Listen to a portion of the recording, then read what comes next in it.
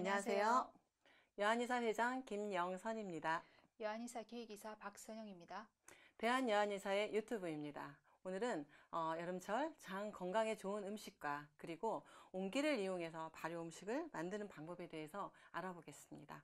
여러분, 온기 뭔지 아시죠? 바로 시골에 옛날에 그 장독대에 있었던 크고 작은 장독들을 말합니다. 바로 여기에 고추장, 된장, 간장 등이 담겨 있어서 온 가족의 건강을 책임지곤 했죠. 바로 이런 온기란 바로 이 장독들을 말하는데요.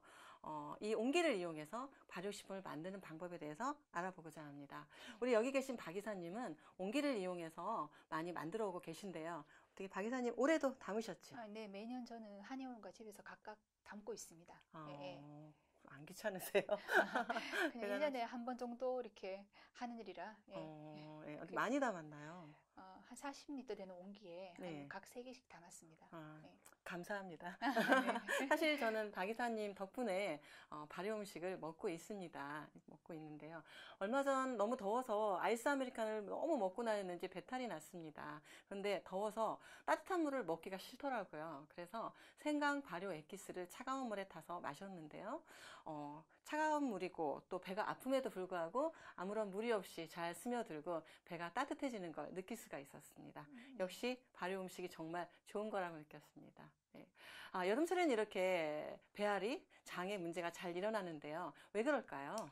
네, 아무래도 여름철 같은 경우는 실내 온도 차이가 크고 차가운 음식을 많이 섭취하시기 때문에 과민성 대장 증후 같은 그 소화장애나 설사 등이 많이 일어날 수 있습니다. 또 동의보감에서도 대장의 병증을 표현하기를 장이 끊어지듯이 아프고 꾸르륵 소리가 나고 차가운 기운을 많이 받으면 설사가 나며 배꼽이 아프고 오랫동안 서 있기도 힘들다고 기재되어 있습니다.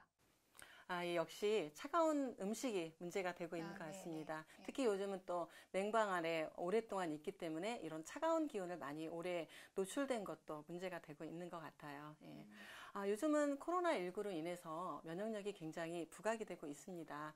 면역력이 튼튼하려면 장내에 유익균이 많아야 되고 유익균이 많아야 세균을 물리치고 이길 수가 있습니다. 결국 면역력이 튼튼하려면 장내 환경 조성이 가장 문제가 되는데 우리가 면역력에 대해서 많은 이야기를 합니다. 오늘은 면역력에 대해서 좀 더 자세히 알아보겠습니다. 네, 면역의 의미를 살펴보면 면역의 면은 피해간다는 의미이고 역은 전염병을 뜻합니다. 그래서 세균과 바이러스 등으로부터 내 몸을 지키는 것이 바로 면역이고 한방에서는 이것을 정기라고 표현을 합니다. 면역력이 강하다고 하면 세균, 바이러스 등의 유해물질로부터 감염을 예방할 수도 있고 체내에 이물질이 들어오거나 암세포가 들어와도 이겨낼 수가 있는 것이죠. 또 더불어 우리 몸속 세균의 대부분을 차지하고 있는 장내 미생물 같은 경우에는 그 경쟁 번식을 통해서 유해균을 없애고 염증 억제 세포를 촉진시키는 듯 아주 중요한 역할을 담당하고 있는데요. 그래서 최근에는 그 장내 미생물을 잘 먹여 살리기 위해서 유산균인 프로바이오틱스가 아주 인기를 끌고 있습니다. 근데 이 프로바이오틱스 같은 경우에는 그 섬유질이 풍부한 채소나 과일에 많이 들어 있습니다. 그러니까 그 제철 과일과 야채를 많이 드시는 것이 더 중요하다고 할 수 있겠습니다. 네. 제철 과일과 야채 항상 진리인 것 같습니다. 네. 여러분도 제철 과일과 야채 많이 섭취하셔서 유익균을 많이 섭취하시길 바랍니다. 그런데 이때 중요한 거는 이 섭취한 유익균을 어떻게 안전하게 소화시키지 않고 장까지 보낼 수 있느냐가 또한 중요한 점입니다. 바로 여기에서 저희가 많이 먹는 김치와 장아찌 같은 음식들이 바로 아주 많은 유익균을 가지고 있고 또한 이 유익균을 장에까지 안전하게 보낼 수 있는 아주 좋은 발효 음식입니다. 바로 김치입니다. 최근 프랑스에서 아주 흥미로운 연구 결과가 발표됐습니다. 한국 사람들이 코로나19 사망자 수가 다른 나라에 비해서 상대적으로 적은 것은 바로 김치 때문이라는 연구 결과입니다. 장 부스케라는 프랑스 교수는 코로나19 사망자 수와 각 국가의 시기 상태에 대해서 상관관계를 연구를 했는데요. 한국과 그리고 유럽에서는 독일이 상대적으로 코로나19로 인한 사망자 수가 적었고요. 이 두 나라의 공통점은 바로 발효된 배추를 사용한다는 거였습니다. 한국은 김치이고요. 독일은 독일식 김치인 샤워 크라우트입니다. 이거는 배추를 소금에 절여서 발효시킨 거라고 합니다. 바로 이 발효식품으로 인한 유익균으로 인해서 바로 우리 몸 안에 튼튼해져서 천연 바이러스 차단 역할을 한 거라고 합니다. 이 부분은 또 천연 음료수인 요구르트도 해당이 되는데요. 그리스와 불가리아의 경우에도 천연 음료수인 발효 요구르트로 인해서 또한 유익균이 증대가 돼서 천연 바이러스 차단제 역할을 했다고 합니다. 상대적으로 코로나19로 사망자 수가 적었다고 합니다. 네, 아주 좋은 연구 결과였습니다. 네네네. 네. 앞서 2002년, 2003년도에 발생한 사스 유행 때도 김치 때문에 한국이 피해가 적지 않았냐는 그 소문이 나서 김치 수출이 아주 증대했던 적이 있었습니다. 그래서 사스 유행이 끝나고 난 다음에 국내 연구진들이 김치 추출물을 인플루엔자 바이러스 투여해 봤더니 바이러스 형성을 아주 현저히 억제한다는 효과가 나타났다고 합니다. 좀 기분이 으쓱한데요. 네. 발효 음식의 효능은 정말 무궁무진한 것 같습니다. 근데 요즘 발효 음식이 중요하니까 여기저기 발효라는 말이 굉장히 많이 나오고 있습니다. 오늘은 발효에 대해서 좀 더 알아보고 더 좋은 발효 음식은 무엇인지 알아보겠습니다. 발효란 사람에게 유익한 미생물인 발효균들이 발효 과정을 거쳐서 식재료에 있는 인체에 해로운 성분을 분해, 해독, 중화시켜서 없어지게 하고 그 다음에 그 식재료에 있는 좋은 에너지를 조화시키고 증폭시켜서 사람에게 유익한 성분으로 변화시키는 과정을 바로 발효라고 할 수 있겠습니다. 그래서 발효의 대표적인 것으로 가정에서 어머니들께서 매실액기스를 많이 담그시는데요. 오늘은 이제 저희가 준비한 것은 특별히 온기를 이용해서 그 고혈압과 혈액순환에 좋은 양파액기스와 가장 대중적인 매실액기스 담그는 법 보여드릴까 합니다. 네, 이제 저는 매년 집과 한의원에서 담그고는 있는데요. 이번에 처음으로 이제 촬영하면서 하느라 약간 미흡한 점이 많습니다. 그거 양해해 주시고 봐주시길 당부드리고요. 그럼 지금 한번 보실까요?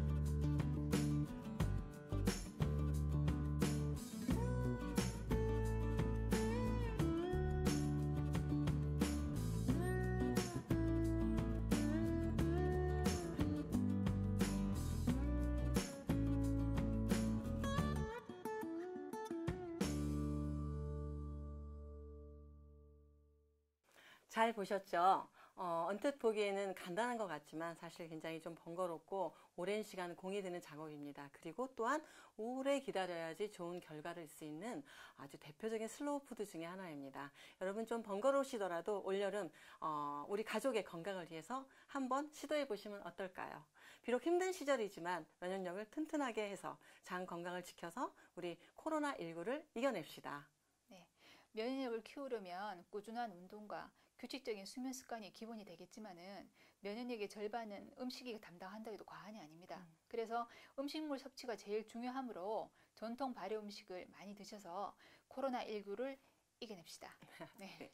오늘 발효 음식과 그리고 온기를 이용해서 만드는 방법에 대해서 알아보았습니다. 오늘 내용을 한마디로 압축할까요?